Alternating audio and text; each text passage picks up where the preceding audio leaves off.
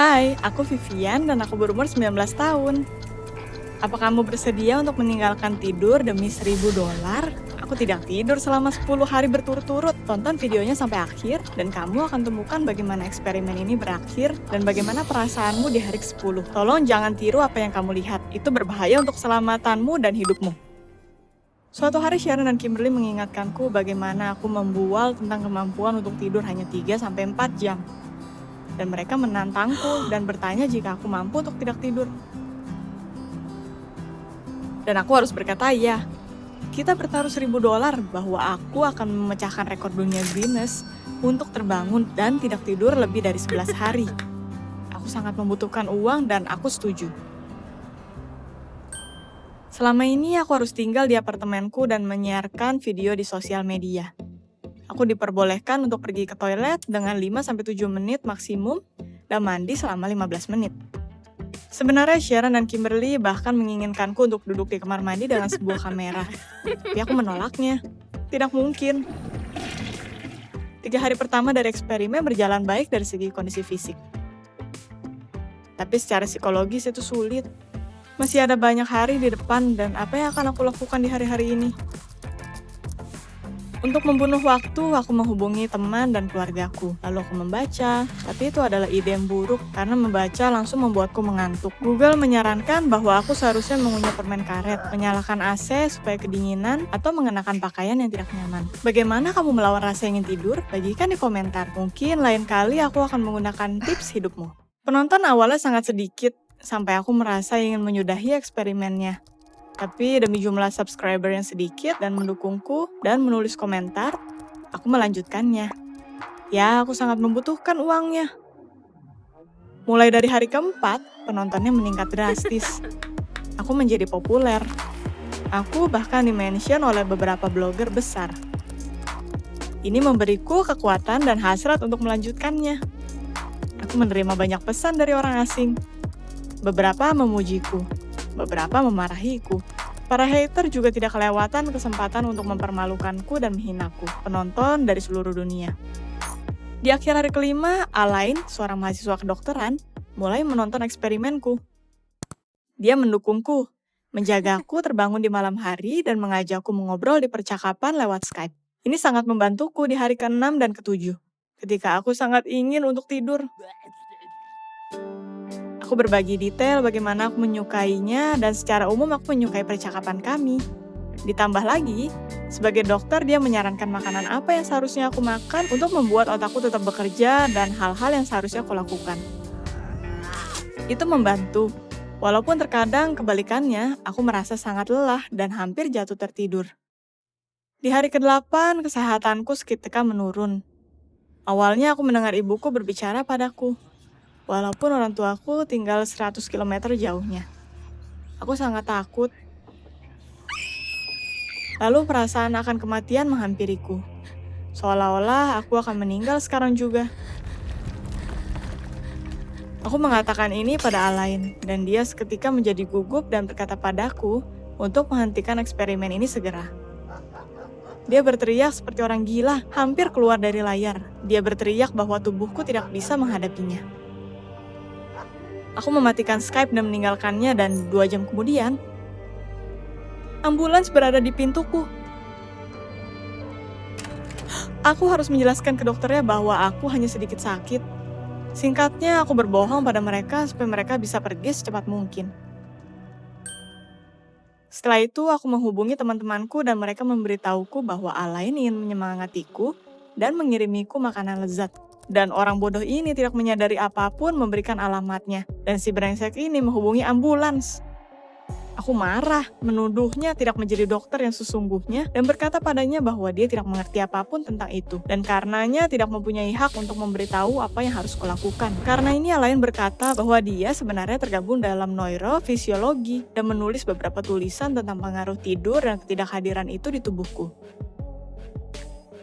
Dia juga mengakui bahwa dia secara khusus memintaku melakukan beberapa hal untuk melihat reaksiku. Sepertinya aku adalah kelinci percobaan. Aku tidak mendaftar untuk menjadi seekor tikus lab untuk ilmu pengetahuan. Dan kamu baru mengakuinya, aku berteriak. Lalu ada beberapa ucapan seperti, aku malu, aku ingin memperbaiki semuanya. Aku minta maaf. Hentikan eksperimennya. Setelah ini aku menutup telepon dan memblokir semua akunnya. Pernahkah kamu ingin menendang pintu, menghancurkan piring dan furniture karena kemarahan? Bagaimana kamu menghentikan dirimu? Satu-satunya hal yang menghentikanku adalah bahwa itu apartemen sewaan dan tidak ada yang bisa dihancurkan di sini. Aku memutuskan untuk mengekspresikan kesakitan akan mengkhianatan ke penontonku, tapi aku tidak bisa melakukannya. Hatiku sakit, mulai berdetak tidak teratur. Mataku seketika menghitam dan aku duduk di kursi. Di sana ada sebuah perasaan ketakutan. Lalu Alain muncul di hadapanku. Dia berbicara dengan suara ibuku dan memanggil untuk makan malam. Halusinasinya tidak pergi untuk beberapa waktu. Jadi aku menyalakan film di laptopku untuk menghilangkan gejalanya. Aku butuh uang. Aku memberitahu diriku. Aku sangat membutuhkannya. Kenyataannya adalah bahwa ibu dan ayahku baru saja kehilangan pekerjaan karena krisis. Pinjamannya tidak cukup. Dan aku tidak bisa mendapatkan pekerjaan baru. Jadi aku menyetujui taruhan ini karena itu adalah $1.000. Hari ke-9 lebih sulit secara mental, fisik, dan psikologis. Aku tidak memiliki kekuatan untuk bertahan. Jadi aku berjalan di sekeliling ruangan dalam lingkaran. Dan ketika aku lelah berjalan, aku berbaring di lantai. Aku tidak memikirkan apapun, tapi aku merasa berat tak tertahankan. Telingaku berbunyi dan itu tidak mungkin untuk berkonsentrasi akan apapun. Aku hampir menyerah dan pergi tidur, tapi aku takut karena otakku berhenti mengirimkan sinyal waktunya tidur. Ada semacam kegagalan fungsi. Aku tadinya akan menghubungi ambulans sendiri, tapi bahwa itu terlalu banyak untuk dipikirkan dan dianalisa. Hari ke-10 adalah hari terakhir dari eksperimen. Sisi kananku, hati, dan kepalaku sangat sakit. Cahaya membuat mataku sakit. Aku ingin memanjat dinding.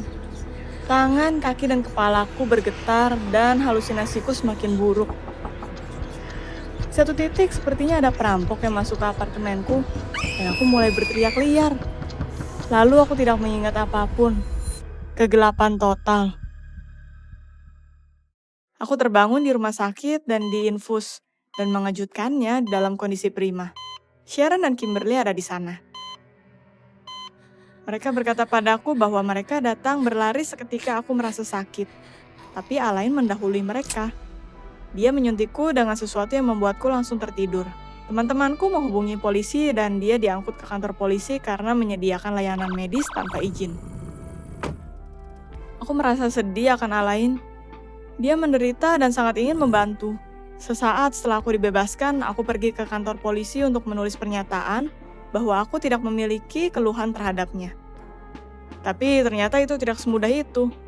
Aku harus memberitahu polisi tentang eksperimennya, taruhan dengan temanku sebesar $1.000, saran Alain untuk menghentikan semuanya, dan aku yang mengacuhkannya. Bahkan Sharon dan Kimberly diinterogasi, dan mereka sudah menyesali bahwa mereka mengacaukan semuanya dan tidak menghentikan taruhan bodoh itu. Setelah menonton streaming terakhirku, polisi yakin bahwa hidupku ada dalam bahaya dan Alain melakukan kejahatan untuk menyelamatkanku. Mereka membebaskannya, tapi itu tidak membuatnya merasa lebih baik. Di institusinya mereka belajar tentang 10 hari mimpi buruk, tes rahasia Alain, sarannya, dan lain-lain. Dia dihukum, sangat buruk. Aku pikir kejadiannya berakhir, tapi ternyata itu baru permulaan. Karena dia kehilangan bisnis favoritnya dan seluruh tujuan hidupnya. Lagi pula dia bukan orang yang jahat dan ingin mendukung ilmu pengetahuan. Dia hanya tidak memilih jalan yang tepat. Alain berkata padaku untuk pergi ke neraka, memblokir semua jaringan sosialku, dan akhirnya dia mengutuk ilmu pengetahuan. Itu adalah hal terburuk dalam hidupku dan aku harus memperbaikinya. Aku menulis surat dengan detail yang menjelaskan eksperimennya dan bagaimana Alain menyelamatkan hidup dan mengirimnya ke semua institusi medis di Amerika dengan harapan bahwa mereka akan menerimanya. Sekarang kita hanya bisa menunggu. Aku rasa itu lebih baik daripada tidak sama sekali. Aku memohon Alain untuk menemuiku. Awalnya aku meminta pengampunannya untuk semua horor itu, dan dia juga tulus meminta maaf. Dan lalu aku memberitahunya tentang surat ke beberapa institusi medis. Alain terkejut dan sangat senang bahwa ada jalan keluar dari situasi ini. Dia berjanji padaku untuk tidak bereksperimen dengan orang lagi. Ceritanya tidak berakhir di sana. Situasi dengan orang tuaku semakin buruk dan aku meminta subscriberku untuk menolongku mencarikan pekerjaan. Dan aku menemukannya. Walaupun itu sementara, ini adalah uang yang sangat dibutuhkan keluargaku sekarang. Sharon dan Kimberly memberiku $1.000 itu dan meminta maaf lagi. Jika kamu menyukai ceritanya, tunjukkan dengan cara like videonya. Aku akan sangat senang. Cek channel ini lebih sering. Kita rutin meluncurkan cerita baru untukmu. Subscribe dan tekan tombol loncengnya. Jadi kamu pasti tidak akan melewatkan episode berikutnya. Aku harap kamu tidur dengan baik dan memiliki kebahagiaan.